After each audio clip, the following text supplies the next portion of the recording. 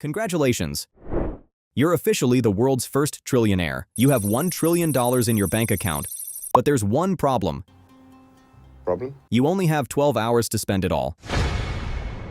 So today, we're going to find the fastest, craziest, and most expensive ways to blow $1 trillion. Let's start with the obvious choice: cars. We walk into the biggest Ferrari showroom in the world and tell them we'll take everything. 50 brand new Ferrari 296 GTBs, every SF90, every Purasangue, and then we start calling collectors to buy every LaFerrari on the market, offering double whatever they're asking just to speed things up. Once Ferrari is empty, we head over to Lamborghini and clear out every Revuelto, Temerario, and rare Aventador we can find, then do the exact same thing with Bugatti, Koenigsegg, Pagani, McLaren, Aston Martin, Porsche, Bentley, and Rolls-Royce. And because no billionaire garage is complete without it, we'll even buy Andrew Tate's famous Bugatti. By the time we're finished, we've practically emptied the world's luxury car market and somehow managed to spend $25 billion, leaving us with $975 billion still sitting in the bank. Now we have a much bigger problem. Where do you even park thousands of the world's most expensive cars? My first idea was to buy all of Jeffrey Epstein's mansions and turn them into giant garages, but transaction failed. Turns out you can't exactly buy properties tied up in legal battles, so instead we'll buy one of the largest parking facilities on Earth, along with thousands of acres of surrounding land, and build the world's biggest private car storage complex. That little project costs another $5 billion, bringing our total to $30 billion spent, which means we still have $970 billion left. Somehow, after buying what might be the greatest car collection in history, we've barely made a dent. Cars are cool, but billionaires don't stop there. They buy yachts. So let's track down the 100 most expensive super yachts on the planet and buy every single one of them, including giants like Azam, Eclipse, Dilbar, and History Supreme, paying whatever it takes to convince their owners to sell. Now we've got another problem. Where do you park 100 mega yachts? Simple. Let's buy every available berth in Monaco, the most famous marina in the world. And if someone's yacht is taking up our space, we'll just offer them $1 billion to move somewhere else. Since we've already got the greatest yacht collection ever assembled, we might as well throw the world's most expensive party and invite Jeff Bezos, Elon Musk, Mark Zuckerberg, Dwayne Johnson, Tom Cruise, Brad Pitt, and pretty much every celebrity you can think of. And if anyone says no, we'll just keep doubling the offer until they say yes. Unfortunately, we don't have time to enjoy it because we're on a mission to blow $1 trillion. So instead, let's buy something even bigger: Monaco itself. Really? Well, not the country, because that's impossible. But every luxury apartment, penthouse, hotel, casino, marina, and every piece of real estate that can legally be purchased.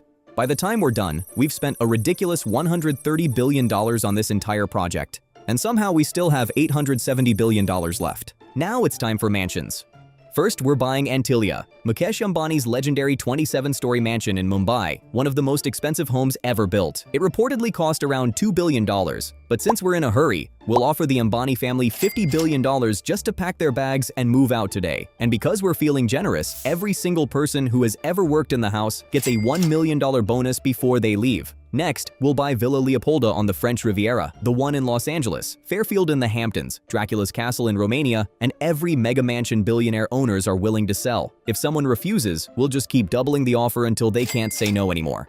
By the time we've finished buying the greatest houses on Earth, we've burned through another $120 billion, bringing our total to $250 billion spent, which means, somehow, we still have $750 billion left. At this point, we're not buying houses anymore. We're accidentally becoming one of the largest real estate owners on the planet. I just had another brilliant idea. Let's buy YouTube. Well, maybe not YouTube itself, but let's head over to Flippa, where thousands of YouTube channels are listed for sale, and buy every single one we can find. Gaming channels, finance channels, cooking channels, movie recap channels. If it's for sale, it's ours. And while we're at it, let's buy every Instagram page, TikTok account, Shopify store, SaaS business, blog, and website listed on the platform too. We probably just became the biggest internet entrepreneur on the planet, and somehow that shopping spree only costs around $2 billion, bringing our total to $252 billion spent, which means we still have a ridiculous $748 billion left. I've got another idea. Let's try to win some of our money back.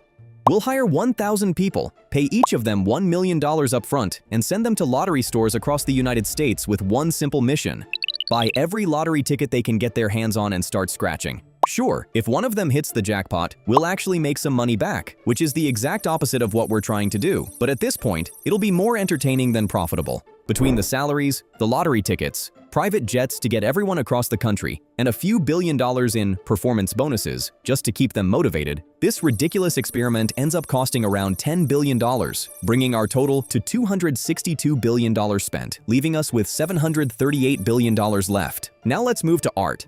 First, we'll try to buy the Mona Lisa, offering France $100 billion, and they still say no. Fine. We'll just buy every Picasso, Van Gogh, Monet, and every other masterpiece sitting in private collections around the world. If anyone refuses to sell, we'll just keep doubling the offer until they say yes. That little shopping spree costs us another $80 billion, bringing our total to $342 billion spent, with $658 billion left. Since we're probably the most hated person on Earth by now, the media is definitely calling us evil.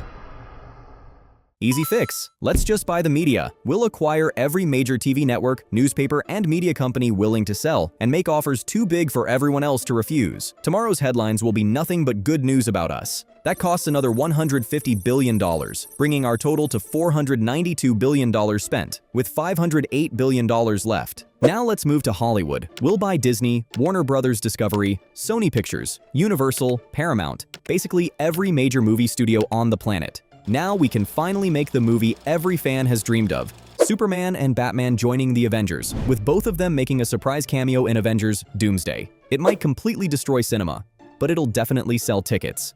That little Hollywood takeover costs another $200 billion, bringing our total to $692 billion spent, with $308 billion left. Now let's throw the biggest concert in human history. We'll pay Taylor Swift, BTS, Kanye West, Drake, The Weeknd, Beyoncé, Ed Sheeran, Travis Scott, Ariana Grande, Eminem, Bruno Mars, Justin Bieber, Bad Bunny, Olivia Rodrigo, Lady Gaga, and basically every superstar on the planet, whatever it takes to perform on the same stage for one night. If anyone says no, we'll just keep doubling the offer until they say yes.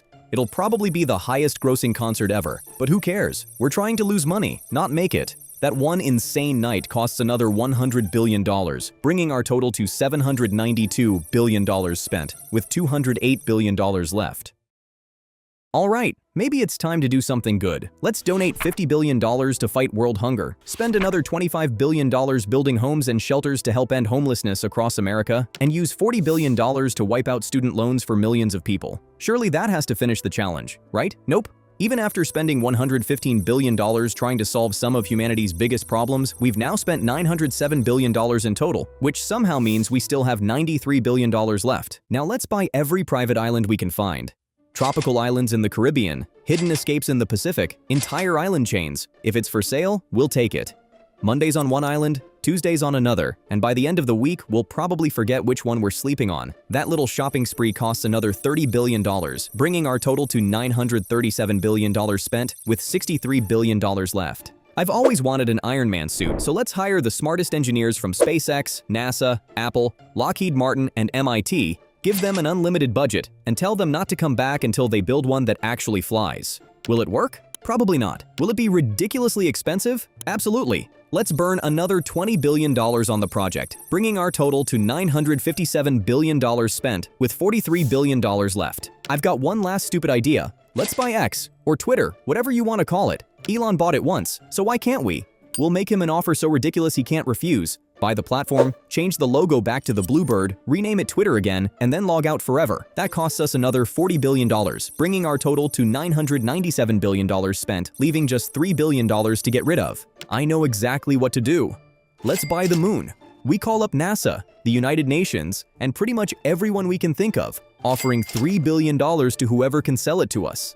Transaction failed. Turns out nobody actually owns the moon, so nobody can sell it. Fine. We'll donate the last $3 billion to children's hospitals, medical research, disaster relief, and charities around the world. Just like that, our balance finally hits $0. Mission complete.